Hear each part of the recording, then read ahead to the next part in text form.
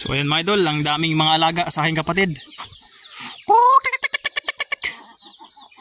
Mga native chicken mga idol. Ayan, nag-aantay ng mga kain.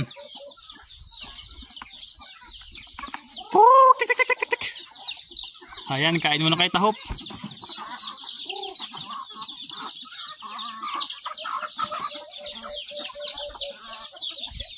Yan.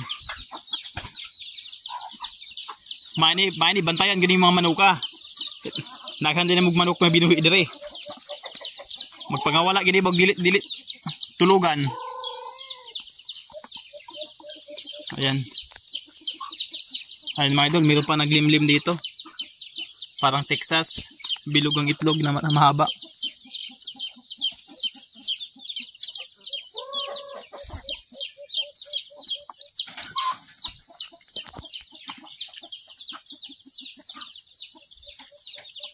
So, ganito din ang plano ko mga idol pag uwi ng probinsya.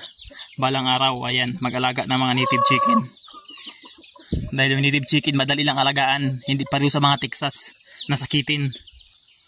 Kaya mga idol, ulan edit yan mga idol, nabubuhay yan. Tsaka dahil malayo sa barangay, maiwasan natin yung yung sakit sa manok.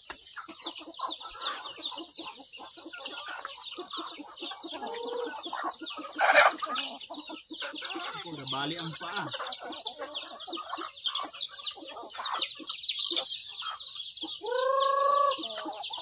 Bali, natimba ba?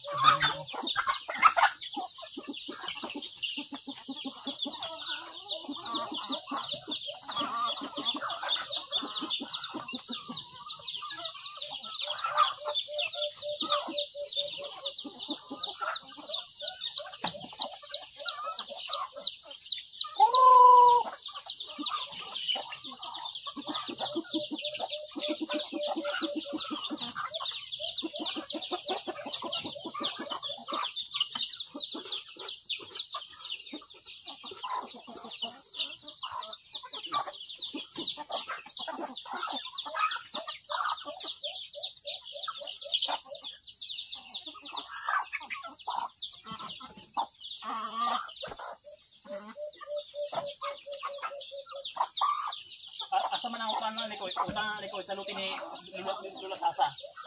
Sasa, kanay, karang sa gula, berbunay tinindak. Pahingon dito. Ika na, umunda na. Riki, dre mo ni ka, bahay ni Kuan. Kanay, dre pahingon dito, lahi ni. Dre ang muna ka.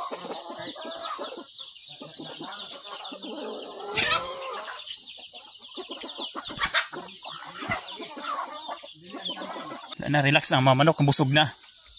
Dahan kaya ang pagkaon nila.